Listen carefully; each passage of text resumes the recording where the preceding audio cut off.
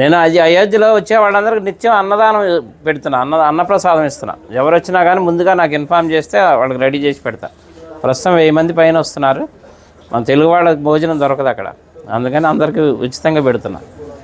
ఇంతకుముందు రాముల వారికి 5 వెండి ఇటుకలు ఇచ్చాను శంకుస్థాపనకి. మోడీ గారు శంకుస్థాపన చేశారు కదా, నా అదృష్టం బాగుండి ఆ ఇటుకలతోనే శంకుస్థాపన చేశారు. దాని మీద ఇప్పుడు గుడి తయారైంది.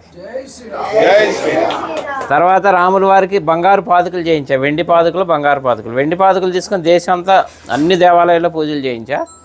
బంగారు పాదుకలు తీసుకొని రాముల వారి రామేశ్వరం నుంచి అయోధ్య వరకు నడిచి వెళ్ళాను. అది కూడా రాముల వారు నడిచిన దారిలో వెళ్ళా, డైరెక్ట్ వెళ్ళిపోకుండా వెళ్ళి ఇప్పుడు అక్కడే స్థిరనివాసం ఉంటున్నాను. తర్వాత ఇప్పుడు ధనుసు చేయించా 14 కిలోలు. రాముల వారి వనవాసం 14 సంవత్సరాలు, అందుకని 14 కిలోలు చేసా. కిలో బంగారం, 13 కిలోలు వెండి. ఇది రాముల వారికి కోదండరాముడికి వచ్చే చేతిలో ఉంటుంది, ఫస్ట్ ఫ్లోర్లో వచ్చే రాముల వారి చేతిలో. ఇప్పుడు నా మిస్సెస్ అక్కడే ఉంది అయోధ్యలోనే, నిత్యం అన్నప్రసాదం ఆమె చూసుకుంటుంది అక్కడ. వచ్చి చెన్నై అండి, జిఆర్టీ వాళ్ళు చేశారు. అలాగే నేను ఒక పెద్ద గుడి కడుతున్నా అయోధ్యలో. అంటే రాముల వారి గుడి ఉందిగా ఇంకెందుకు అనుకుంటారేమో.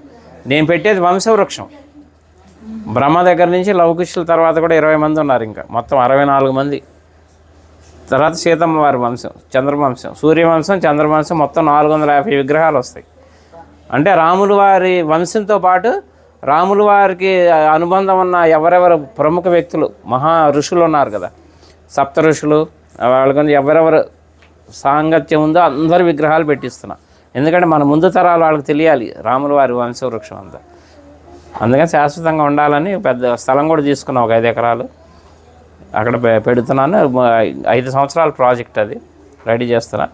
అలాగే ఇప్పుడు అయోధ్యలో అంటే మన తెలుగు వాళ్ళ తరఫున నేనేం పని చేసినా తెలుగు వాళ్ళ తరఫున చేస్తాను. అయోధ్యలో వాల్మీకి ఎయిర్పోర్టు, ఇక నేను వెళ్తూ వస్తూ పోతూ ఉంటాను కాబట్టి 2-3 సార్లు చూశాను, కానీ నాకు ఎందుకో లోటుగా అనిపించింది. అక్కడ ఒక విగ్రహం పెట్టిద్దామని గవర్నమెంట్ అప్రోచ్ అయితే పర్మిషన్ ఇచ్చారు, సెంట్రల్ గవర్నమెంట్.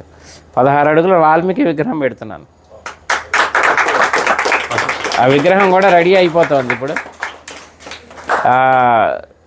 అది కూడా ఎవరన్నా సహకరించినా కానీ తీసుకుంటున్నా.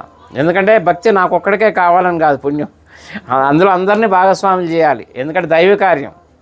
అందుకని ఎవరన్నా చేస్తే వీళ్ళు ఉన్న వాళ్ళు చేయొచ్చు. అనుగ్రహం మొదలుపెట్టాను, వర్క్ జరుగుతుంది ఫాస్ట్గానే.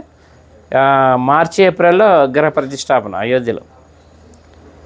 అట్లా అన్ని కార్యక్రమాలు మీరు ఎవరు ఎప్పుడు వచ్చినా కానీ నాకు చక్కగా నాకు ఫోన్ చేస్తే ముందుగా అన్ని ఏర్పాట్లు చేస్తారు. రూములు కావాలన్నా అక్కడ 48 రూములు కూడా కట్టబోతున్నాను. వచ్చేవాళ్ళు ఇప్పుడు ఉన్నాయి, ప్రస్తుతానికి 4-5 ఆశ్రమాలు తీసుకున్నాను, మన హ్యాండ్ ఓవర్లో ఉన్నాయి. ఎవరు వచ్చినా అకామిడేషన్ అది ఏర్పాటు చేస్తారు అయోధ్యలో. నా నంబర్ కూడా నోట్ చేసుకోండి, 9550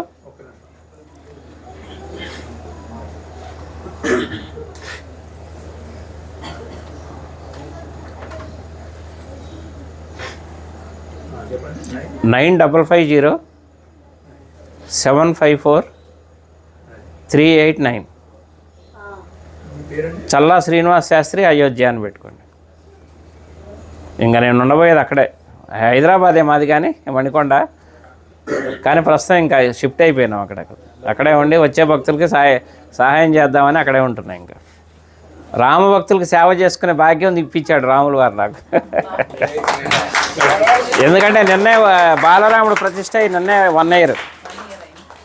అందుకే మా ఆవిడ అక్కడ ప్రసాదాలు తయారు చేసి మాకు అవకాశం ఇచ్చారు. ఇప్పుడు 6 రోజులు మొత్తం లోపల ప్రసాదాలు పంచే అవకాశం కూడా ఇచ్చారు. నిన్న మొదలైంది కార్యక్రమం, అందరికీ వినియోగిస్తున్నాం. 9550 754 389. చల్లా శ్రీనివాస్ శాస్త్రి, అయోధ్య.